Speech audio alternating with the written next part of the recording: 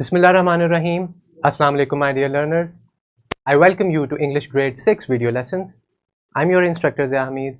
I hope that you're doing well and enjoying good health. My dear learners, we are dealing with unit number 1 titled Hazrat Muhammad Sallallahu Alaihi Wasallam's Patience. This will be our lecture number 2 from the competency of grammar, and the topic is types of noun. So let's get started by reading our students' learning outcome for this video lesson. It says, use the types of nouns like common, proper, collective, concrete and abstract nouns. So we will be using these nouns, and let's break it down further. We will deal with common noun, proper noun, collective, concrete and abstract noun. I hope that you are already familiar with these types of nouns. So let's explore them further in our video lesson. My dear learners, here is a link of this SLO with the previous one. It will remind you and make you recall the concepts learned already. Here, in that one, we demonstrate the use of more complex common or proper nouns, countable, uncountable nouns, collective and abstract nouns. Some things are being repeated in this video lesson. So let's dive into our lecture. So we have a verse from Surah Hujurat, verse 13. Let's read it together. It says, "O humanity, indeed we created you from a male and a female and made you into peoples and tribes so that you may get to know one another." MashaAllah, this is a very good verse from the Quran.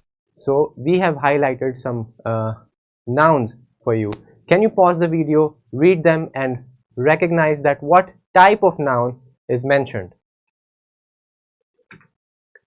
I hope that you found it very interesting and you got the right answers. Now let's begin by our brainstorming activity. In that one, we have two sentences.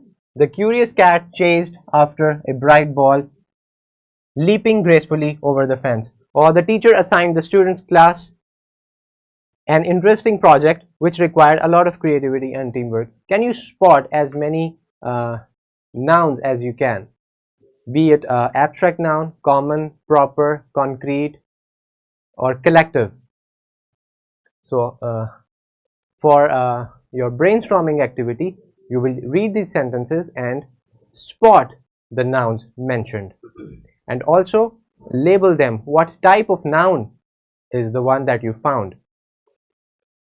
My dear learners, now let's recall our concept of noun. The definition is already so. Nouns are one of the most important types of words in the English language. It indicates people, places, things, objects or concepts. So noun is the name of any person, place, be it living or non-living, and anything that you can think of which has a name is noun. And then we have further different types. So they help us to produce logical sentences.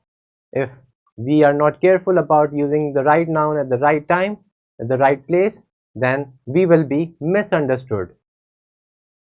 My dear learners, let's see some kinds of nouns in this video lesson. Common and proper nouns. We have concrete and abstract nouns, countable and uncountable nouns, and collective nouns. Let's begin with common nouns. As suggested by the name, common nouns are general names and they are not capitalized. You don't capitalize the first letter of a common noun. Here are some common nouns, and now let's see proper nouns. So proper nouns are specific names and they do require capitalization. The first letter, the first alphabet has to be capital, and Proper nouns are not unlike common nouns, they are specific name of any person, place or thing. So and also it will be capitalized. Here are some examples of proper nouns for you. Let's see countable nouns. The countable nouns are individual people, animals, places or things which can be counted. They are called countable nouns because we can count them. So for example, let's see, we can count the number of apples, cake, and these other examples, so they can be counted. 5 apples, 4 grapes, and etc. Unlike uncountable nouns, they are not individual objects and they cannot be counted. How? Let's see. Here are some examples. Water. Can you count water? No, you can only count the bottle of water available. So if we talk about water, it's uncountable. Similarly, milk, flour, beans, sugar, salt, all these things cannot be counted individually like countable nouns. So let's see our next nouns, concrete and abstract nouns.